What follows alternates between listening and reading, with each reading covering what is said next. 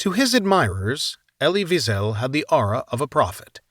He spoke with eloquent simplicity about grand moral themes, balancing his paradoxical phrases so that listeners absorbed his message into their marrow. Whether explicitly or by suggestion, he summoned a personal history that had endured human malice in his flesh. As an orphaned survivor and witness to Auschwitz and Buchenwald, he spoke with unusual authority.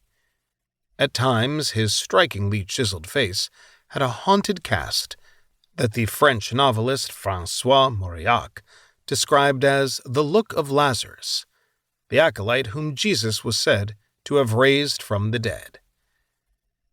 And yet those who knew him well remarked how deeply human and unaffected he was. He loved to sing, to join with friends in the Hasidic melodies he had grown up with in Sighet, Romania, where he was born, to join in whirling Hasidic wedding dances. He savored the quirks and flavors of Yiddish, his first language, and loved to laugh at a salty Yiddish joke. Though he walked with kings and queens at the climax of his career, he remained a man of modest tastes.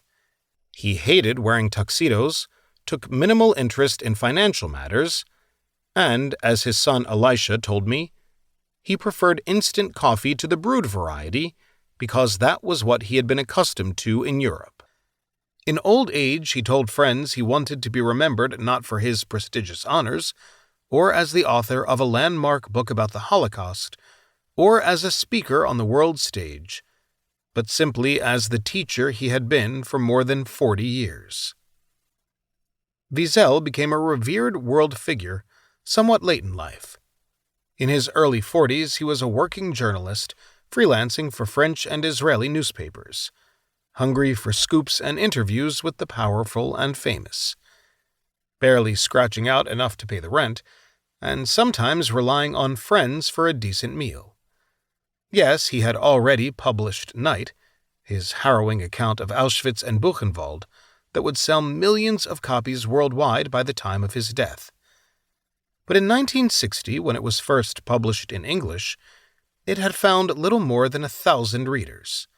For years after its publication, his talks about the Holocaust drew just a few dozen listeners.